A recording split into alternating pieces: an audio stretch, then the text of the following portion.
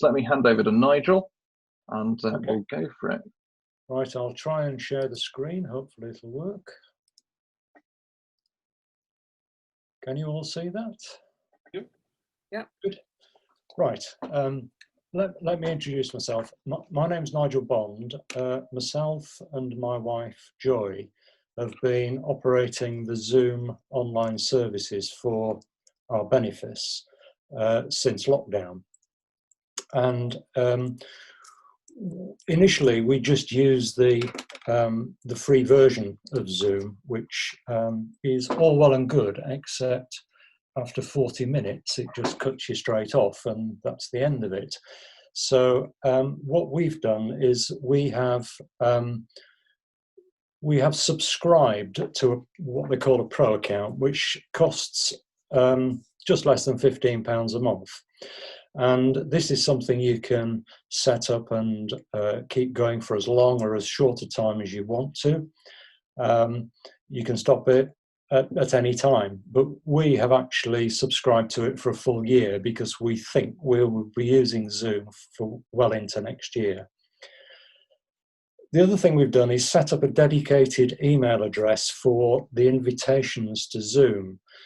This gives us the opportunity to keep track of the people who are joining our Zoom services. And it also helps us to abide by the rules of GDPR, that lovely bit of legislation that we all need to stick to.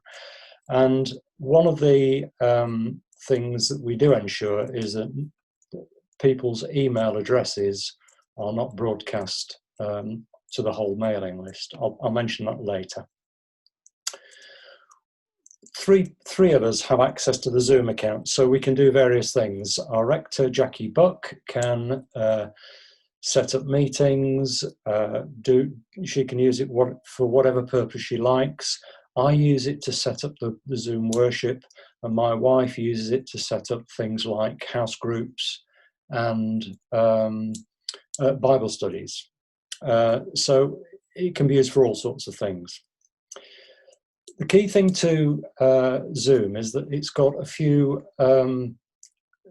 controls that you need to get the hang of, and one of the things that people have been doing today is muting and unmuting themselves, changing their names, and so on. But if you're not sure about how to use Zoom, just go onto YouTube. There's a whole list of tutorials available, and they're very easy to follow. The other thing I've found is if you are hosting a Zoom meeting, try and use a laptop or a desktop computer, simply because the screen is that much bigger and you can see that much more, and it gets less confusing. I think I would find it almost impossible to use a phone for hosting a meeting, but you can use an iPad or a tablet if you wish to. How do we worship on Zoom? Well, we have a simple worship service every Sunday afternoon. One of those services every month is a communion by spirit. And the key is that when we are doing these Zoom services, Jackie Buck, our rector, only has to concentrate on the actual content of the service. Everything else in terms of the administration of the service, the playing of the music, the reading of the lessons, the prayers, are all done by other individuals. So all she has to do is concentrate on the service itself and her talk and the liturgy. Sorry, I've got my points in the wrong order there, but we are planning this Christmas, to do a Christingle service for the whole benefice, and we are planning to do a 9 lessons and carols. And that sort of thing, 9 lessons and carols, will lend itself to the way Zoom works. Another thing to do, which we've done this evening, is to ensure that people have the opportunity to join before the service. Give them 15 minutes. It allows you time to talk them through getting onto the meeting if they're having problems, but it also gives them time to have a chat and catch up with people they've not seen for a while before the service starts. And always in the service, we have a time of sharing, at which point we unmute everybody, and everybody can just put their hand up and say, I've got something to share. It may be a challenge, it may be something great that's happened, it may be answer to prayer, whatever. So we just give 5 minutes to that purpose, and people value that greatly. But we also have rules of the road. We don't record because we are sharing things that may be personal and private, and people are only confident to share it amongst the people on the screen. We don't record during our services. When we're unmuted, we let people speak. We don't interrupt, because if you have used Zoom before, you will know that if 2 or 3 people try to talk at once, nobody can hear a thing anyway.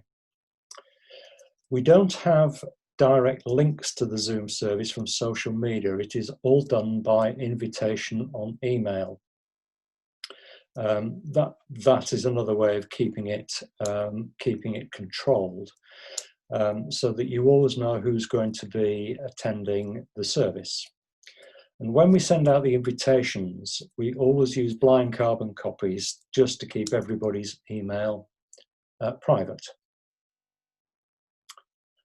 And what do we think the benefits of Zoom are? Well, it helps us to stay connected, particularly across the benefice of 3 churches. It has been useful, actually. We've got to know people from the other churches much better, because we actually mix with them more on Zoom rather than meet them in the churches. It's a safe environment. That's certainly from a health point of view. You're not actually physically mixing with people. But also it's a confidential environment as well, because we've controlled the entry to the services. And always consider safeguarding issues, particularly if you have children coming on. Always make sure they're with an adult, and so on and so forth. I'm sure you all recognise the need to be careful with safeguarding. We do have music, and we can play music successfully through Zoom, but always consider what licenses you may need to be using whatever music you are going to use, particularly if it's YouTube. Again, if you don't know how to do that, go to a YouTube tutorial, and it'll tell you how to play music through the system. And because we're all muted when we play the music, we can sing as loudly and as badly as we like. And the spin-offs from it are, we have a coffee morning, and we have a house group and Bible study too. So it has a wider benefits than just having a weekly service. Okay, so that's my Zoom presentation. Brilliant, Nigel. I think we had a few questions there. There was one from Chris. I think you've partially answered these. Yep. So there's one from Chris Youngman. Do people pre-book for your Zoom services? How do they get to them? How do they get to them? Well, what we do is we publicise the fact that we have a Zoom service, and if they wish to be on our mailing list, they just let us know. We give them the contact details to let us know to get onto the mailing list. Every week we do an email out to our mailing list, and on it, like you have done this evening, on it there will be a link to the service. So we don't actually know exactly who's going to arrive, but we know it's going to be a subset of the entire mailing list. Which might prove that might bring challenges, I presume, at Christmas, because you could end up with a lot of people signing up who you have no idea who they are, and you have no idea whether they're troublemakers or not. Well, that's right. We have a village Facebook page for Acton, and I believe the other villages do too. And what we do on there is occasionally we say we do hold these meetings. If you are interested, please contact Jackie, our rector, and then we can control it in that way.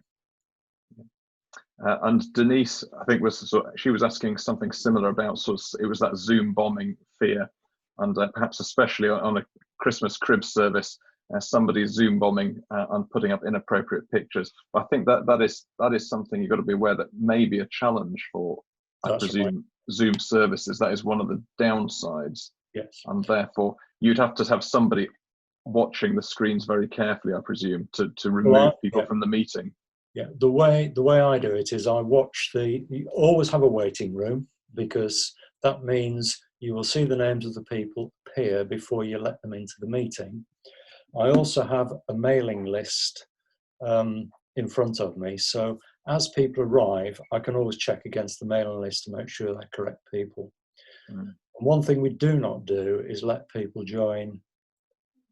Normally speaking, we don't let people join without any video or sound, because sometimes you just cannot tell who they are. You know yourself from this evening that any name can appear on there, and you've just got to be very careful in terms of that sort of approach. Brilliant.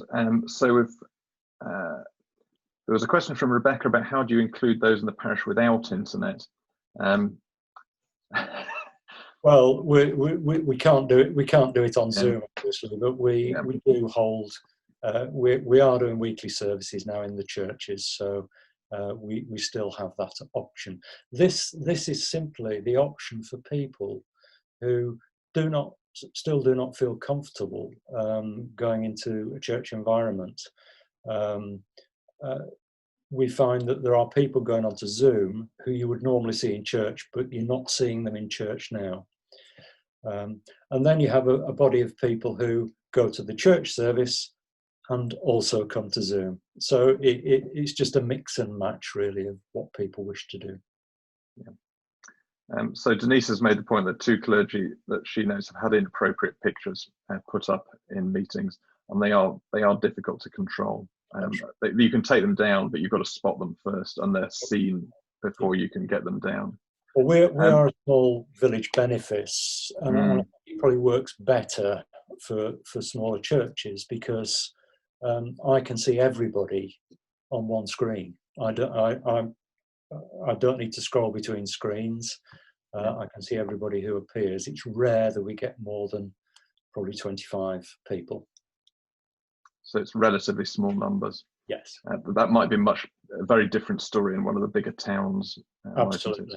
Yeah. I appreciate that, yes. Yeah. And let's have a look. Trevor Lake makes the point that in church we allow everyone through the doors. Should the Zoom ID not be available to everybody? It is that kind of, it's the fact that people can turn up anonymously on Zoom.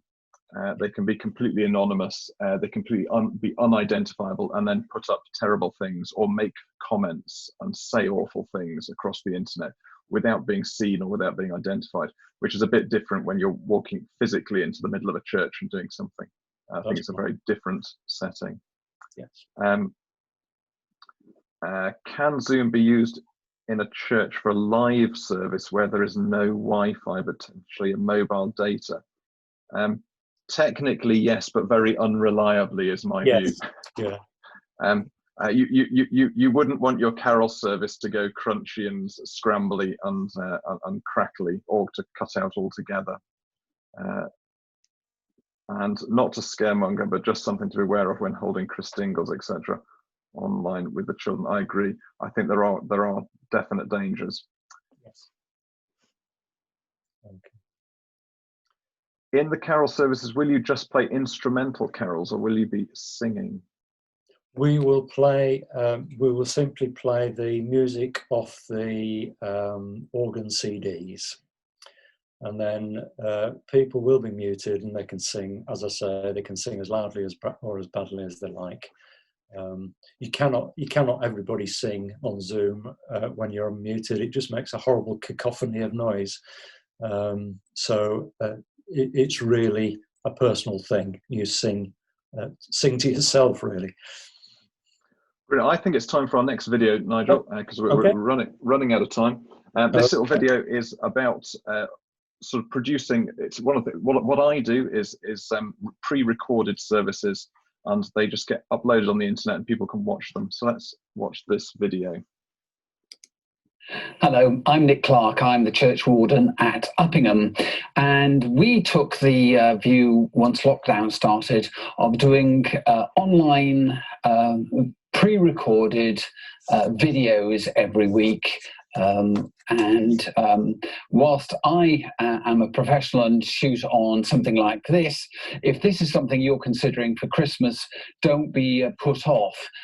You can use something as simple as this. Yes, most smartphones these days will shoot perfectly adequate video. In fact, it will shoot high definition video, so very good stuff. But if you find yourself standing for any length of time holding a smartphone like this, your hand will begin to shake, and we'll all see the pictures as if we were on board ship. So can I encourage you to perhaps invest in a bit of rig like this? This is sort of 10 quid's worth. It's known as a gorilla tripod, and you can put it down almost anywhere, and the legs are very flexible to whatever surface you choose. And then on top of that, I've just got a smartphone grip, which just screws into the top of the tripod. And that means that you can put this down anywhere, or if you are forced to do a sort of selfie shot, at least you've got something to hold on to, and that will again stabilize your picture very much better than if you were trying to hold it freestyle. The one thing people will put up with poor picture qualities. What they won't put up with is poor sound. And so the very first thing you should be buying yourself is a little lapel microphone. I'm actually wearing mine to shoot this video. They're about £10, or at least start at about £10, but you will need a connector that goes into your smartphone, but they're very readily available, and during COVID have become something that you should not struggle at all to be able to buy. Here in Uppingham, what we did was we moved away from the church. Clearly, at the start of lockdown, we weren't allowed in the church. And so we took our videos out and about into the communities. So we've shot in parks, we've shot in the marketplace, we've recorded our services in a variety of different locations around our benefits. And I think that adds a little something as well to the videos, in that, firstly, Rachel, the rector, can concentrate just on the short form of the service and make it as accessible to as many people as possible. And the other thing is that we believe that just looking at our viewing figures on YouTube, which is where we upload our weekly services to, that there is a community in Uppingham who wouldn't come to church, but who have found the videos very useful, very helpful. And even now the church is open, we have continued to do our weekly videos, and still, even now, we're getting over 100 views a week for that, which is far more than the people being able to come to church. I said what we do is we upload the videos to YouTube. YouTube in itself will help you tidy the things up. But if you want an editor, and I think it's quite a nice idea to just top and tail the videos, edit nicely, then if you're shooting on iPhone, iMovie comes with the phone and the OS package. There are equivalents for Windows, and you just want something really simple, because what YouTube has given us the ability to do is what they call a jump cut. So in professional television and films, if there's an edit in the material, they'll cover the edit with a cutaway photograph or picture of something else. But on YouTube, over the years, we've got used to the idea that heads jump around like this as the edits are made. So don't feel you've got to spend hours and hours crafting your edit. Just try and shoot it in order, chop it in a basic editor, upload it to YouTube, and then we use social media to promote the URL of the YouTube. So we put it on the website, we use internal communications to our congregations, and we also use social media. There's a very good site in Uppingham called Next Door at Uppingham, and every Sunday morning I put the YouTube URL up on that. And that again helps distribute the video and the work to people. So if you're considering video for Christmas, can I say have a go, because it's great fun. It's a way of getting out of the church and getting into the community in a way that perhaps Zoom doesn't do, and it has this potential of engaging with a population who might never come to church, and in my book, that's mission.